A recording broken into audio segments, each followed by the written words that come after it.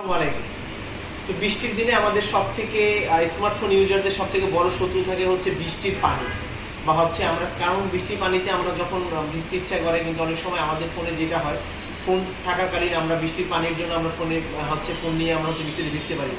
তো এই সমস্যা সমাধানের জন্য অপরেনো টুল নিয়ে এসেছে আপনার হচ্ছে IP64 ওয়াটার রেজিস্ট্যান্স এবং S+ টাচ।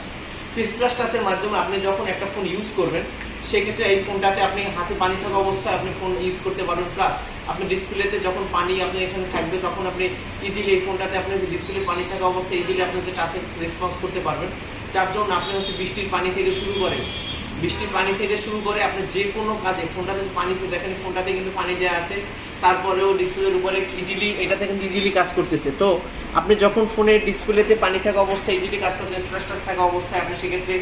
যে কোনো বৃষ্টির পানি হতে পারে, আপনি কিচেন রুমে হতে পারেন, আপনি যে কোনো জায়গাতে এবং অয়েলি হাতে আপনি হচ্ছে ফোনটাতে